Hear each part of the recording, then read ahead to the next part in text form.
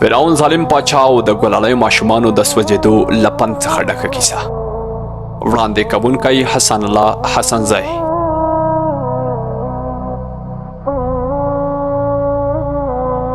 له عبدالله بن عباس رضی الله عنه څخه روایت دی چې رسول الله صلی الله علیه وسلم وفرمایل: د معراج په شپه مې ډېره خوږه خوشبويي تر پوزه راورسېده. داسې خوشبويي چې تر اوسه مې داسې خوشبويي لا تر پوزو نه ورسېدلې. نو مې له جبرائیل علیه السلام څخه پوښتنه وکړه او ورته ومې ویل چې دا خوشبويي د څه ده؟ جبرائیل علیه السلام راته په ځواب کې وویل: دا خوشبويي د فرعون ظالم د یوې غلامې مېرمنې او د هغې د اولادونو ده. رسول الله صلی الله علیه وسلم وایي چې ما له جبرائیل څخه د دې مېرمنې او د هغې د اولادونو کیسه وغوښته. جبرائیل علیه السلام پرته له کوم څه ویلو کیسه داسې راته بیان کړه. د مېرمنې یوه ورځ د فرعون ظالم د لور سر مګنځه وه چې مګنځ یې له لاس څخه ولوېده او ناڅاپه یې له خولې څخه د بسم الله جمله راووته.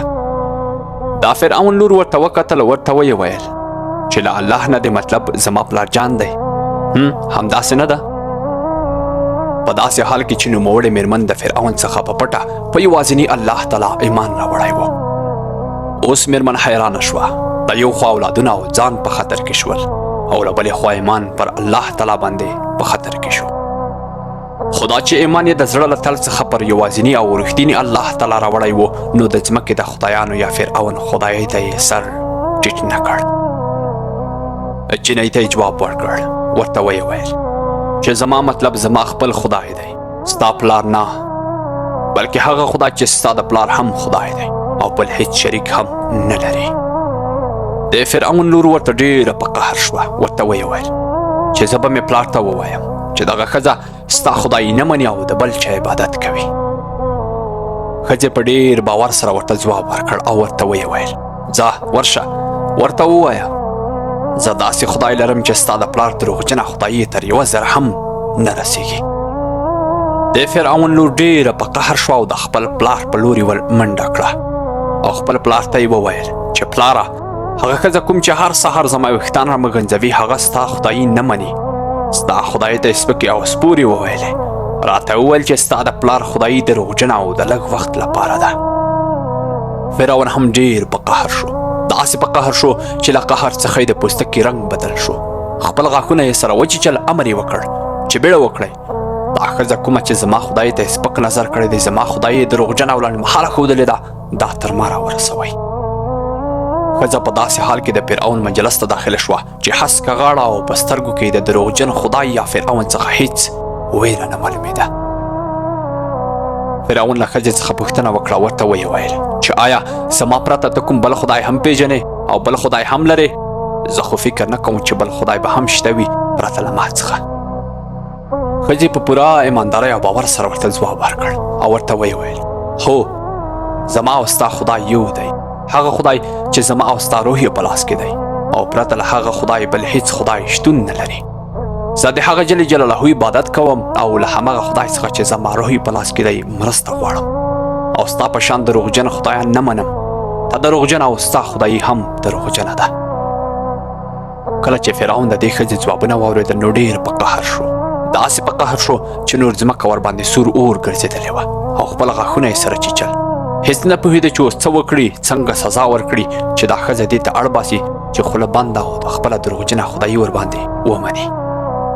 امر یې وکړ چې په یو غټ لوښي کې غوړ واچوئ او اور ورپسې کړئ. ښه یې ګرم کړئ، داسې ګرم کړئ چې نور حد ونه لري او دا مېرمن سره له خپلو اولادونو دغې ګرمو غوړیو ته ور وغورځوئ. د دې خبرې او سختې سزا له اورېدو سره دغې مېرمنې له فرعون څخه یوه غوښتنه وکړه او ورته ویې ویل چې یوه هیله لرم، دا هیله مې راپوره کړئ. د فرعون په رنګ کې لږ خوښي را پیدا شوه او شونډې مسکی شوې. فکر یې وکړ چې د دغې سختې سزا څخه وبېرېده او زما خدایي یې ومنله. خو نه، داسې نه وه، بیخي داسې نه وه. د دغې بېوزله مېرمنې هیله د فرعون له غوښتنې څخه بیخي بېله وه. د دغې مېرمنې له فرعون څخه غوښتنه او هیله داسې وه.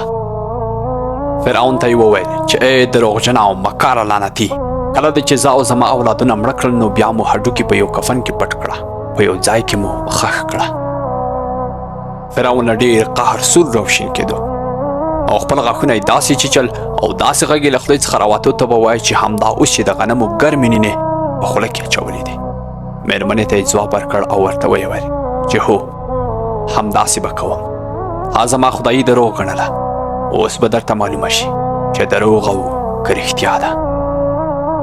مېرمنې ورته په ځواب کې بیا وویل مکاره دروغجنه، دا به څه او ستا خدایي او ستا سزا به څه وي؟ د ژوند تر اخره به همدا وایم چې نشته بل خدای مګر الله تعالی چې د ټول جهان او هر څه رښتینی مالک دی. ای خپل مهربانه خدای یادوم، تا نه یادوم لعنتي مکاره. فرعون بیا امر وکړ چې د مېرمن سره له اولادونو یې د ګرمو غوړیو خواته بوځئ. دا فرعون غلامانو هم داسې وکړل. مېرمن سره له اولادونو یې بوتلل، د ګرمو غوړیو تر خوا یې ودرول. دغه مېرمنې چې له خپلو اولادونو سره یې بېحده مینه لرله او د خپلو اولادونو مرګ ورته ډېر ستونزمن و، خو بیا یې وویل چې ای خدایه ستا خواته پناه دروړم له شیطان او د هغه له ملګرو څخه. ای پروردګاره خدایه صبر او استقامت راکړې. مېرمن ولاړه وه، خو فرعون لعنتي یو بچی ګرمو غوړیو ته ور وغورځوه. دغه بېوسې مېرمنې به کله د خپل غېږ ماشوم ته په ډېر ناهیلي توګه وکتل او کله به یې خپل نورو ماشومانو ته چې د ګرمو غوړیو په سر لکه د چپسو تاوېدل وکتل. زړه نازړه ورخطا شوه چې اوس به څه کوم؟ زما یو آخري ماشوم هم رانه اخلي او راته سوځوي یې. د ښځې په غېږ کې کوچنی ماشوم چې تر اوسه یې خبرې لا په خوله هم نه راتلې یو دم له خولې څخه ووتل او خپلې مور ته یې وویل مورې د الله تعالی امتحان دی، زړه نازړه کېږه مه، په خپل خدای او د هغه پر تقدیر باور ولره او په یاد ولره چې د الله تعالی عذاب تر دې ډېر سخت دی. مېرمنې چې کله د ماشوم دا خبرې واورېدې نو بیخي حیرانه او د خدای په لوی ذات نور هم باور زیات شو. فرعون ته یې وویل چې ای لعنتي ستا له دروغجنې خدایۍ او له عذاب څخه هغه څوک ویرېږي چې اصل ورته رښتینی خدای او خدایي معلومه نه ده. زه او زما اولادونه ستا په دې عذابونو خبر هم نه یو او نه هم ترې ویرېږو. مېرمنې هم پرته له دې چې نور کوم څه ووایي او فکر وکړي په الله تعالی او د هغه په تقدیر یې باور وکړ او د اور پر سر ګرمو غوړیو ته یې د خپل ماشوم سره یو ځای ځان وغورځوه او له دروغجنو خدایانو سره یې د تل لپاره پر مخه ښه وکړه. دا رښتینی او قدرتمن خدای تعالی دربار ته د خپلو سوځېدلو ماشومانو سره په سوځېدلو ځانونو ځان ورسوه او د رحیم الرحمن خدای تعالی سپېڅلې محکمې ته یې ځانونه وسپارل. ستاسو ورور حسن زئی له خپلو دعاو څخه مه هېروئ.